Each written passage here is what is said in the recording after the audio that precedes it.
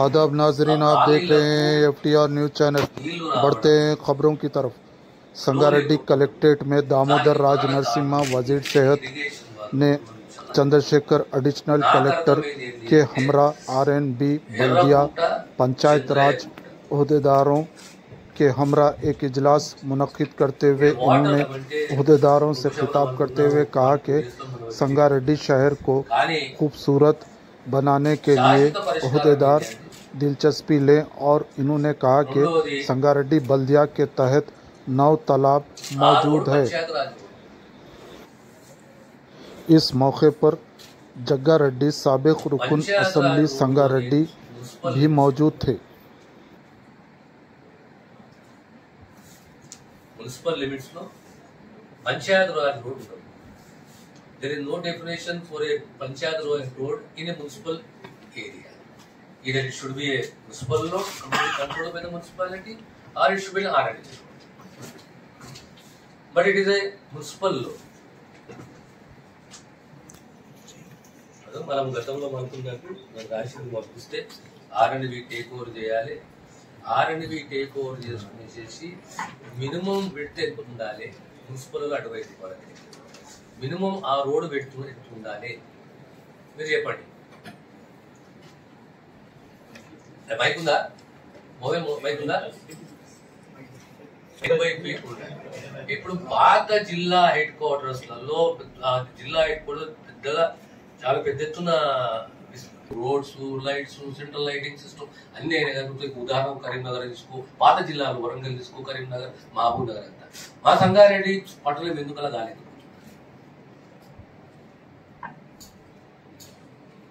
ఏం చేస్తే మేము కూడా ఆ స్థాయికి వస్తాం? Just because we're nearest to the city.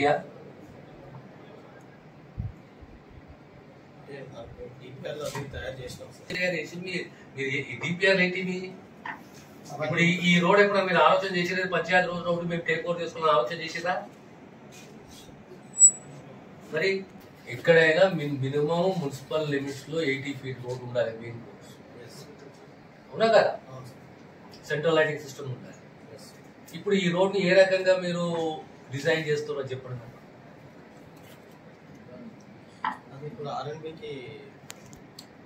అది మేము చేసేసాం. RNB చేస్తున్నాము. RNB కు చేసినా సెంట్రల్ లైటింగ్ సిస్టమ్ వచ్చినా సెంట్రల్ లైటింగ్ సిస్టమ్ మెయింటైన్ ఎవరు చేయాలి?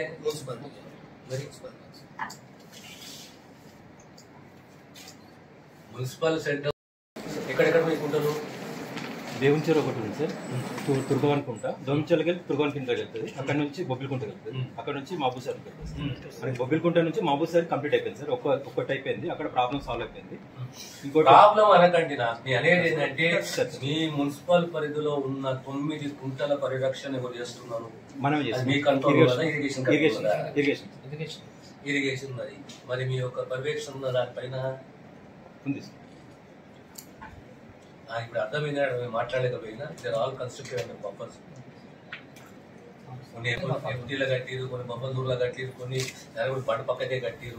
కొన్ని all this are all illegal constructions. You cannot touch them, you cannot comment on that. కానీ భవిష్యత్తులో జాగ్రత్త పడాలి కదా. అన్ని FTL మ్యాప్స్ అన్ని తయారు చేసి పెట్టినాం సార్. ఎన్క్రోచ్మెంట్స్ ఏమున్నాయో కూడా లిస్టప్ చేసుకున్నాం. ప్రతిదీ కూడా FTL మ్యాప్. సరే, ఎన్క్రోచ్మెంట్ 20 ఏళ్ళ కింద, 25 ఏళ్ళ కింద, 15 ఏళ్ళ కింద ఇల్లు కట్టుకున్న దానికి ఈరోజు మనం ఏం చేయలేము. కానీ ముందు జాగ్రత్తలు ఉండాలి కదా. ముందు జాగ్రత్తలో మీ మున్సిపల్ కు ఇరిగేషన్ కోఆర్డినేషన్ ఉన్నదా? ఇది పట్టాశిఖం ఎత్తున్నది, పరిస్థితి ఏమున్నది అని ఒక రిపోర్ట్ మాకు కావాలి. రేపు భవిష్యత్తులో మున్సిపల్ ఒకవేళ ఎక్స్పాండ్ అయితే ఇంకే గ్రామం ఇంక్లూడ్ అవుతుంది అందులో?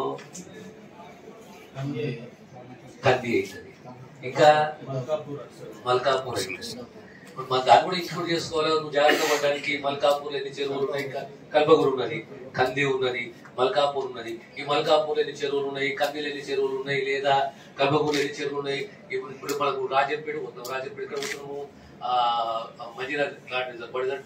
మాంజిరా బ్యారేజ్ పోతున్నాం.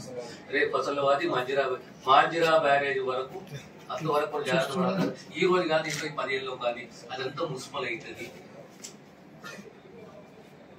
మీద ఇరిగేషన్ మున్సిపల్ కోఆర్డినేషన్ ఉండాలి. కోఆర్డినేషన్ లో ఆ చెరువులు, కుంటలు, ఎఫ్టీఏలు, శిఖము, ప్రభుత్వ శిఖము, గవర్నమెంట్ సర్కారు శిఖము, పట్టా శిఖము, ఏ జాగ్రత్తలు తీసుకుంటున్నాము, దాని సోర్స్ ఏమున్నది, దాని అవుట్ఫ్లో ఏమున్నది, ఆ జాగ్రత్తలు పడ్డామా,